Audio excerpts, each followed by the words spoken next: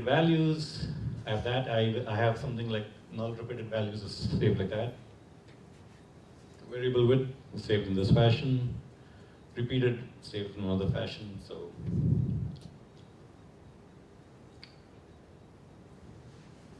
So let me talk about how vectorization actually works here in Drill. So Drill operates on more than one record at a time.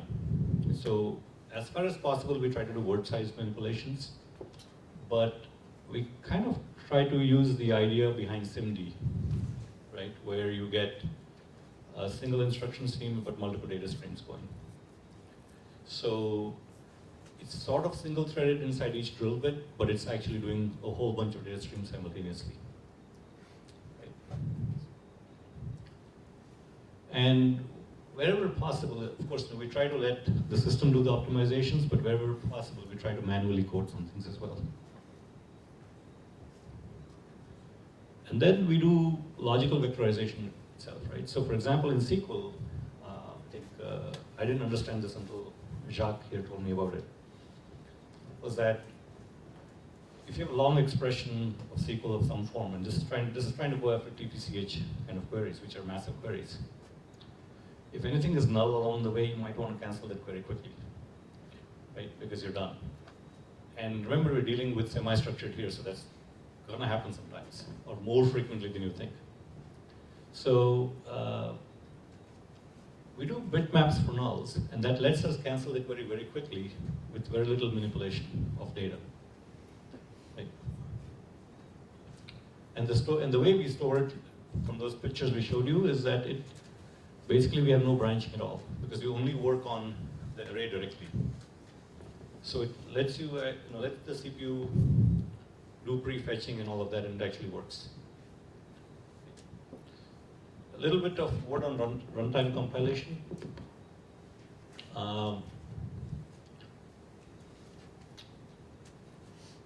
As the expression starts getting more and more complex, the value of runtime compilation, right? So this graph is, on the x-axis is the complexity of the expression. On the y-axis is how long does it take to evaluate a million of these operations. And you can see as soon as you start compiling things, things start getting very fast. So, yeah, we know JIT does compilation, but can you do more than it? Can you do a little bit global optimization? So we use this thing called Janino, which is a Java-based Java compiler. And we use that to build our classes. And it's interesting because we want to use the best of both worlds, and we talked about manually encoding some things as well.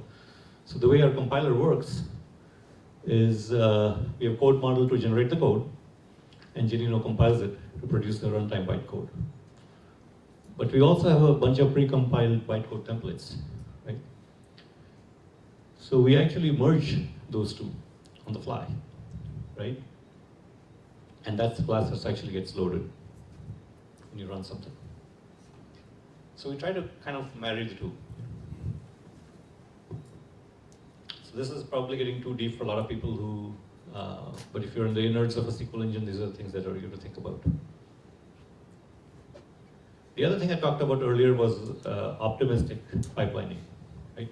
So let me explain what we mean by that. So here's the graph, and different kinds of jobs, and the time taken to run that job, right, on the y-axis. And if you look at the different kinds of jobs, kind of the time taken is proportional, naturally, to the amount of data being processed, right? So a simple command like ls, right? If it crashes, big deal, I just run ls again. I don't try to recover it, right? Even for a pipeline, let's say ls pipe through sort, pipe through grep, it crashes, I just rerun it, no big deal. But as soon as the data starts getting bigger, like if I want to compile some code, I start creating intermediate files. If something crashes, I want to continue from where it left off. And if I have something like Hadoop, well, it's checkpointing everything, right? So basically, there's no need to checkpoint ls, but probably going to checkpoint everything over here. Drill tries to be over there, because the goal of drill is to be fast. And if you start checkpointing, you're not going to be fast. And if it's going to be fast, why bother checkpointing? Just run it again. So that's the thinking out there. So what does that buy us if you don't checkpoint? Our recovery code is literally trivial. Right? All we have to do is get rid of the failed query. Or a schema change event comes along, clean yourself up, and ready to go again.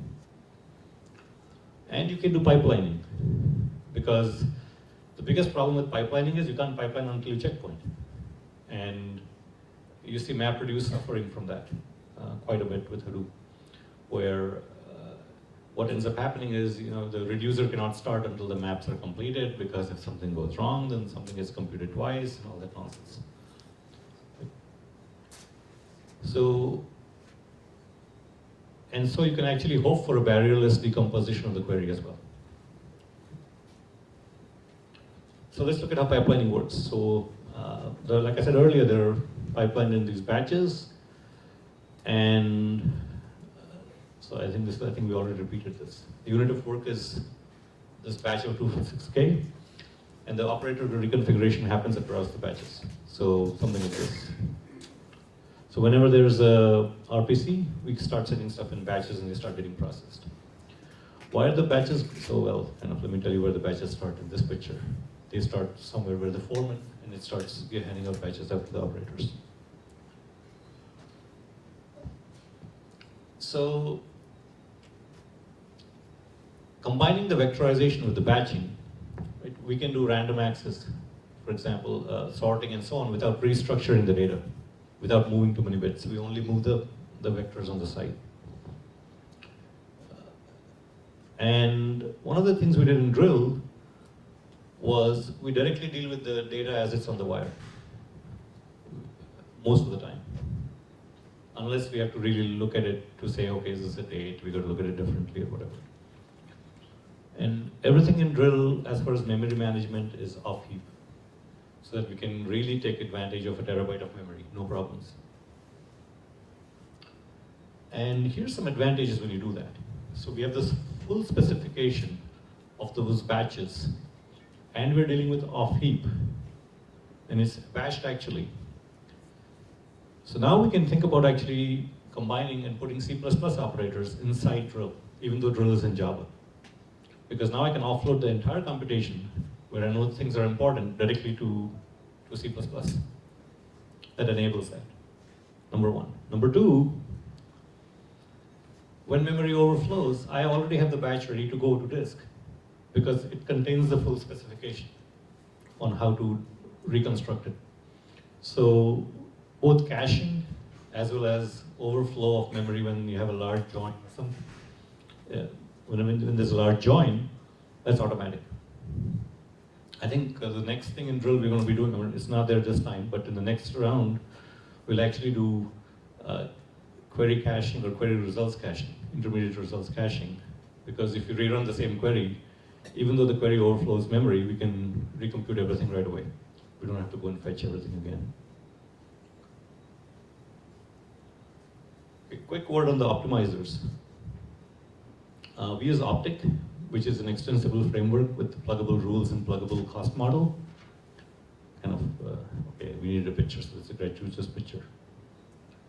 So we had to augment it. So Optic is a single machine optimizer. We had to teach it to learn about distributed plan generation. So we had to put in the cost of what does it take to exchange data between nodes,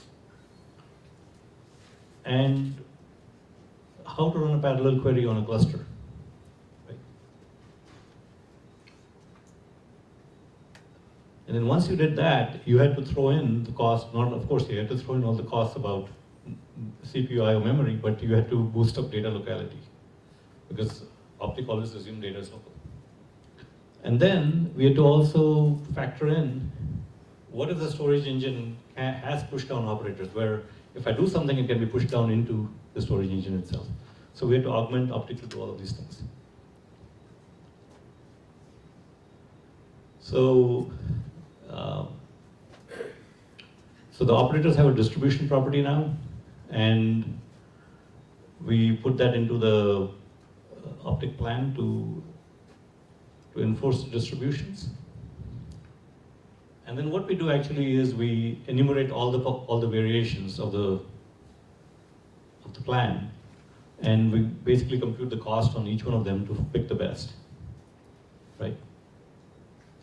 And then this is very important. We actually try to do aggregation always in two phases. Once locally at the local drill bit, and then only move the aggregates up. So then we do a final aggregation later.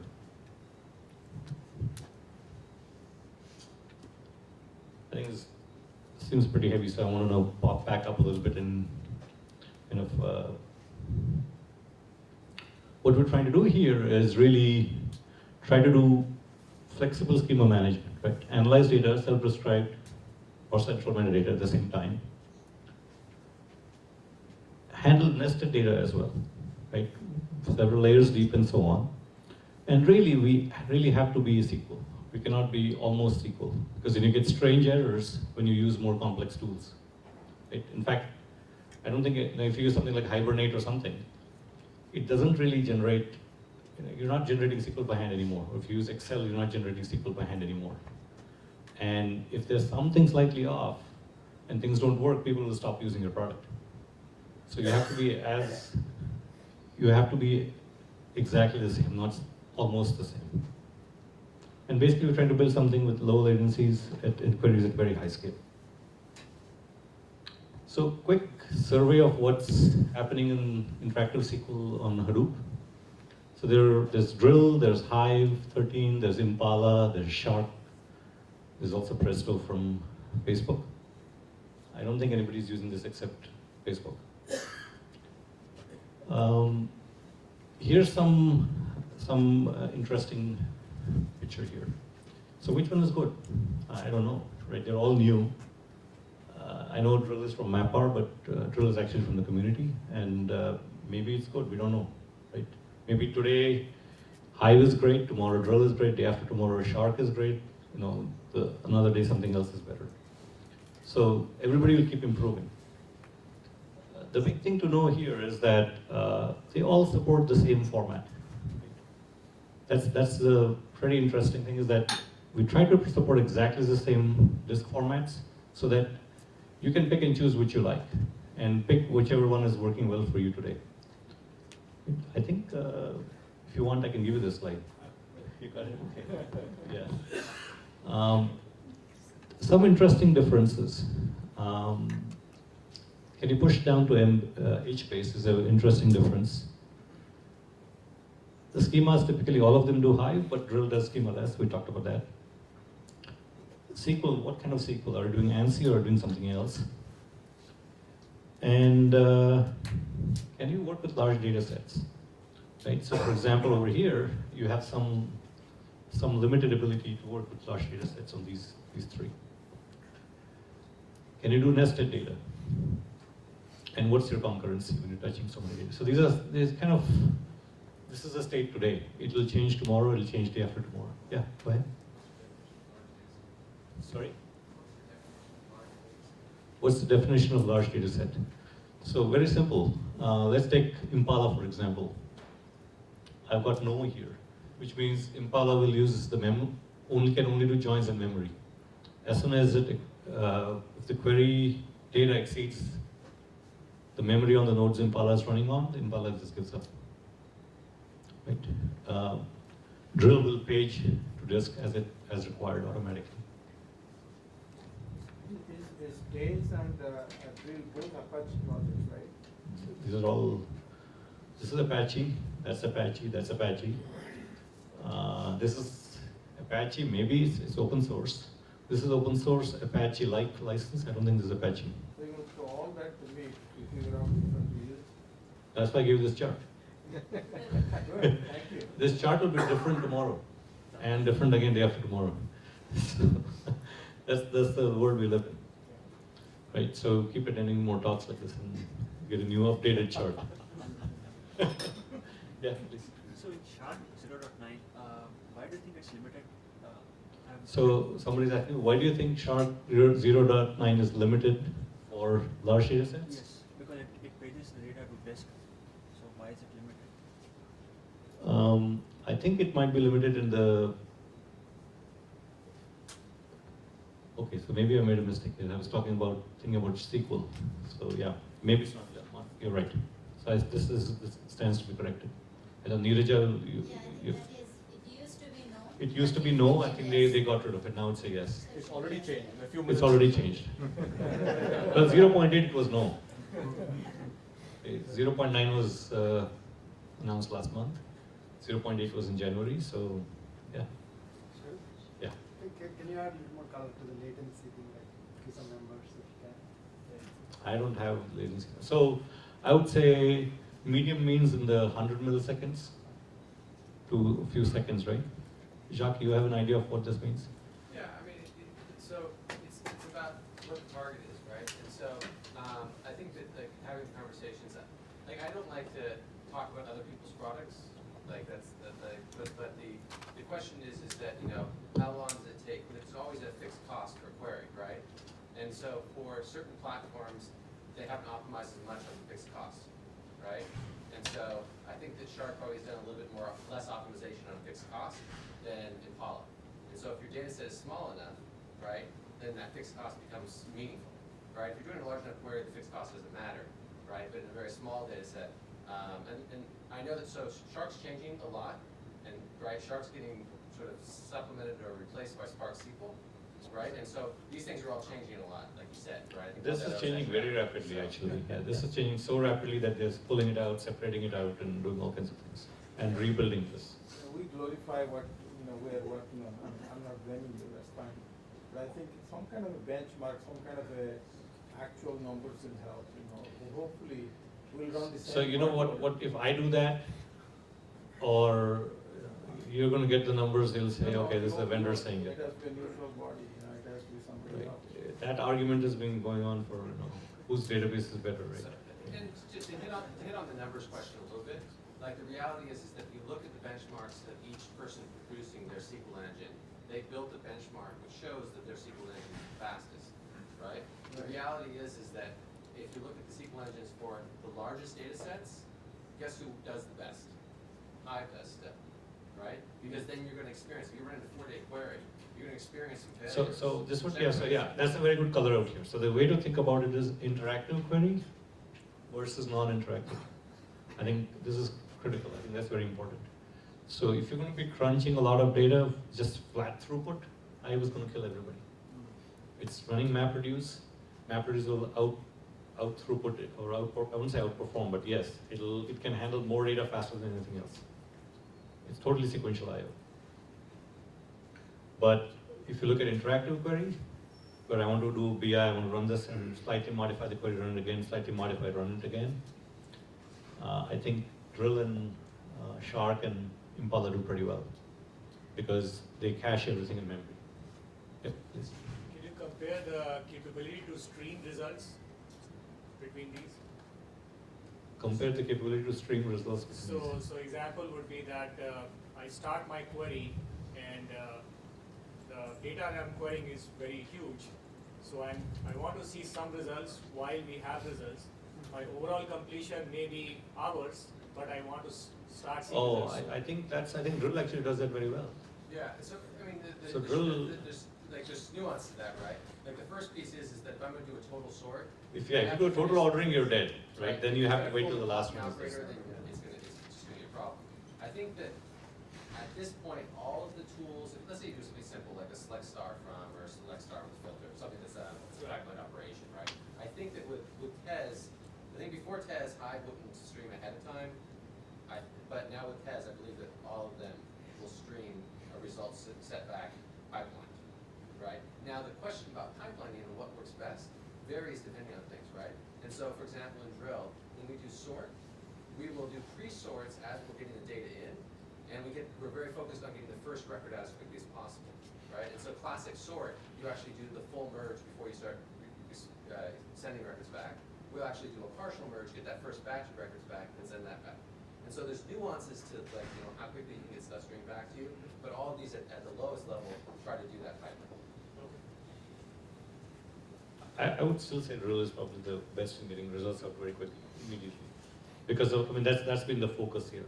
Was really thinking about how to get the first result out very fast compared to some of the other things. Jacques is the team lead for the drill team. He's kinder and gentler than I am, so. Yeah, please, go ahead. So you described earlier going through a whole subdirectory, for example, in order to grab Yeah, a bunch of files. But then you segued into a discussion of the internal architecture of the data files that Drill uses its native format. Can you talk a little bit about the difference in performance versus just accessing a JSON text file as opposed to loading the data into Drill? Right, so it actually does different formats. So it does all the different file formats.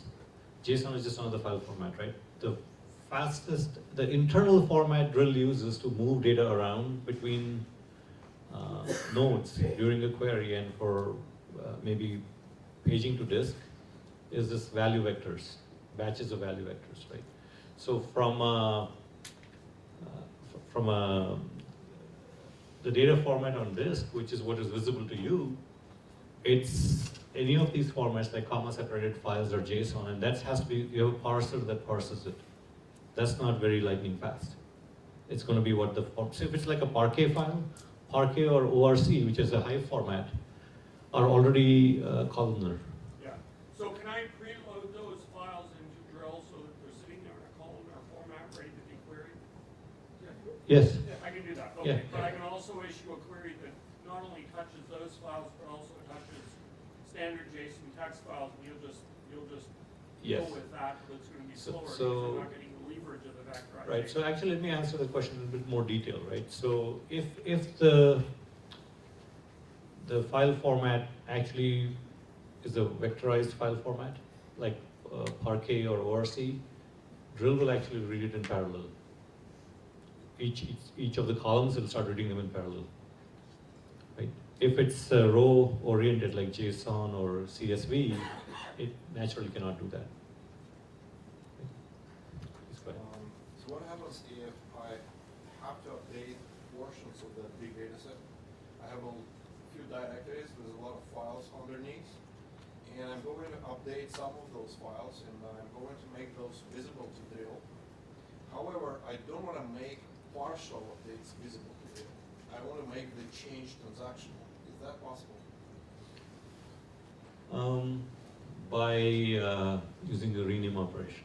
So what you do is, if you know how file systems, the atomic thing in file systems is the rename operation. So if you look at, for example, how your email system or the, so what I would do is, let me finish what I'm saying. You would write to a copy of the file somewhere. So you take the original file, let's say you're appending to it, right? Make a copy of that file and then rename the old file onto the new file onto the old file. Then that whole thing is atomic, and either you'll see the file in its completely in its old form or completely in its new form. Yeah. You won't see any intermediate ones. The actual problem is about the problem that the files are stored in different machines, and you know, I need some kind of distributed kind of switch that I can make a number of different files visible to Dream as a single atomic set. Oh, I see. So you do a rename at the whole directory level, or you can put it in Maybe not directory level. directly, maybe several files in this directory and several So, other files in that. I know how to do it with MapR, and I can give you a MapR answer to that. I don't know how you can do it with Hadoop. I'll just with- ask a question maybe offline. Right, you can ask me. I mean, with MapR, you have something like a mirror operation. So you can have a bunch of data, and the mirror is invisible, and that entire collection of files, whatever directory structure, everything, the whole tree, right? You can flip the whole thing at one shot. So, for example, the old one is still there. So if you have an old drill programming old program running, you'll still see the old data. The new one will see the new one right away. Right. So, but that feature is not there in. I mean, that's one of the reasons we exist, to sell this thing, right? Hadoop. So that's not there in HDFS, unfortunately. So in one of the slides you mentioned about when you were describing the so in one of the slides you mentioned about big parcel. So I'm not able to understand the relation between big parser and drill here, and how is the connection happening? So what's the connection between big parser and drill, right? So it's the query language, not the data format, right? So the query language, the big query language is different, right? So how will big from okay? So from how say let's say if I have a program who is running big script, okay. So how will the program through big access drill or invoke drill code like SQL code? No. You'll be running drill, and you'd say, here's the pig program. Okay. I don't think we're doing pig right now, but I think that's the intent in the far future, near future, I don't know. It's nearest to someone in the community does it. I mean, I think one of the key ideas, right, is that what we saw is that there's two main things that are happening. Is so you've got all of these individual storage systems that are trying to solve query in sort of this like sort of myopic way, or sort of that one problem, right? They're just trying to solve it for that one system, right? And then you've got all these different query languages that are coming after a little bit have their own sort of nature. And so what we're trying to do is we're trying to say, hey, if we get the APIs right at the front of that and at the back, the front being the logical plan layer, right? You should be able to express a data flow in any query language if you get that as a transformation into a standardized logical plan. Then have a shared optimizer that any system can take advantage of and really make that really, really strong. And then on the back side, make sure that you have a set of interfaces to interact with different storage layers, right? And so it's like, right now, like you see... Yeah, it's basically completely plug-in, right? So what he's saying is that, why not, for example, put the Mongo language in, right? And have drill parsing. Maybe, I don't know. But the idea is that the language is just a human representation, right? And internally for the compiler, the drill's compiler, it's really the logical plan is what matters. And if they can all compile to the same logical plan, I mean, the parse to the same logical plan, you're done. Right, then after that, so you would run pig inside drill. That's not there yet, but that's you can kind of do that. That's how we do Hive and standard SQL, although those are very similar. So does that mean you could combine pig and SQL scripts together in a single query? I don't know if it's meaningful. Right now we don't have pig, but the intent is to be able to do that. The short answer is you can write your own domain-specific language and turn that into a logical plan. I don't know if it makes sense to combine. So the pig is an imperative language, okay? Meaning it's A equals B plus C kind of language. And Hive or SQL is a declarative language. It is, basically you're stating, it's kind of a declarative language. You know what I mean, right? You're declaring some truths and kind of working through that, rather than saying A equals B plus C. Let me just continue this. I think, I don't know how we're doing on time, so I'll be happy to take questions after this. So actually, I'm almost over with this. Anyway, so what MapR gives you is all of them, and for good measure, we include HP Vertica as well, in case, just to showcase that MapR can really run everything else. And this was announced with HP, I think, last week. But we give you everything, so, like somebody else pointed out, how do I know what to run? You throw the problem back at me. Yes and no, right? I mean, come and talk to us, we'll help you. So drill at MapR, we have a world-class SQL team, about 20 people, about 150. We have people from Oracle, DB2, Vertica, Teradata, and everyone. And we fixed some of the toughest problems on Apache Hive as well. The drill community is very large, some 35 to 40 contributors, actually from very interesting companies. And we had over 20 meetups, so probably going to have a lot more this year. We encourage you to join. I think you'll learn a lot. At some point, you can also try to contribute, because it's a pretty complex thing. I mean, SQL optimization is like a black art. That's, you can spend 20 years and still grind away. Getting started with drill is actually very easy. You can download it, get going. I heard some rumor maybe, but you may be able to even get away without having to start up Hadoop, but I don't know. These are the mailing lists. The documentation is online. You see a problem or you see a nice query you'd like to do with JSON, open a Jira. We'll actually probably some of the things we're doing right now is also designing the language. How should this super language try to be that can handle arbitrary nested structures with, like you saw some of the extensions we did. So thank you very much, and did I mention your hand?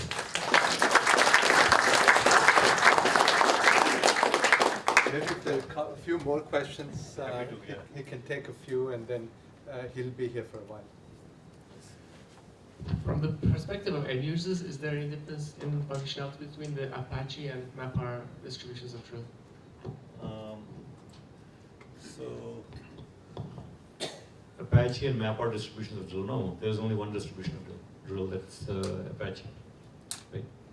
MapR, it so happens MapR wrote some big checks to support the Drill project. Right? Sorry, this seems to be the most. This one seems to be the most important, so I'll leave it up. Where does Phoenix fit in here? So Phoenix is kind of OLTP, only on HBase, Okay. right? So only in the Phoenix format.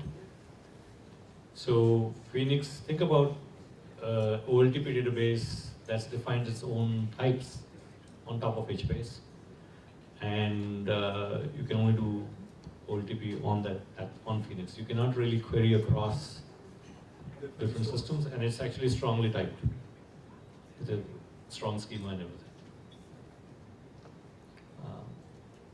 Question? So Google's BigQuery implementation is what has inspired some of these technologies, right? So Correct. when you compare and contrast that, how is that different from these? Actually, even with the name, right? Even the name came out of Google's inspiration. We were working with Google, and they told us, hey, how about using, they had Dremel, which then now called BigQuery in the cloud, and they said, hey, well, how about calling yours Drill? So we did that. Some of the operators we showed, for example, within record, is actually this core value semantics as well. Dremel actually pioneered those things. So I think we're getting a lot of inspiration from, we're following in the footsteps of real leaders here. So it's nothing, it's a lot of, I like to, if I see a good idea, I like to steal it.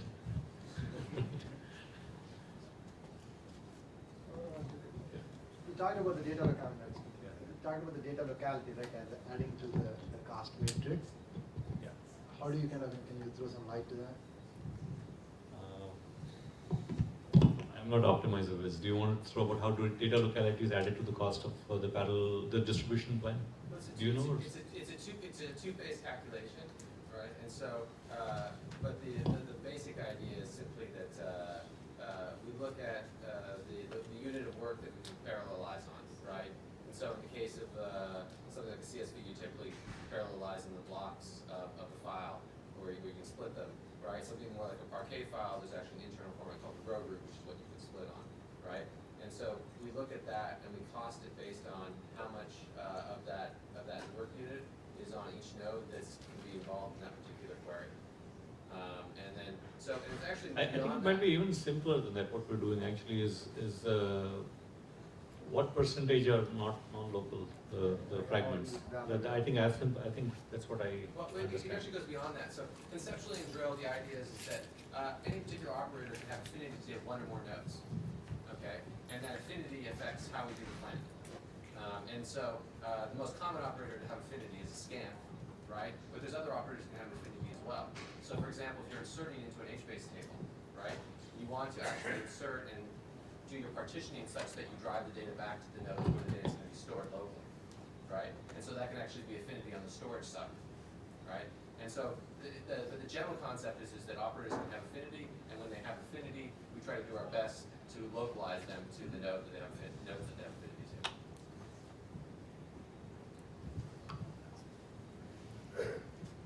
Anybody? Maybe if you have more questions. So the drill bit, expect some resources on the node, right? So we have to statically allocate resources. So the short Yeah. So the question is, do you have to allocate? The question was, do you have to allocate resources for drill bits on each node? And yes, that's true. You have to. And I think with MapR, we have a simple way of doing it. We have something called, I don't know if anybody's used MapR here.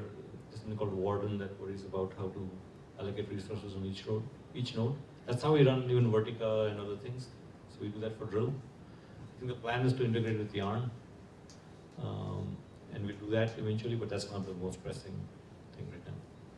So would that be a static partition? So if you say on each node I'm going to save this much memory? Yeah, it'll stay within that. So the one thing that's nice about Drill though is it does actually will grab memory from the OS, do the query, and then release the memory back to the OS, even though Drill is complete. So if you are trying to do If the OS allows it, right? I mean, yeah. so sometimes it may not be possible.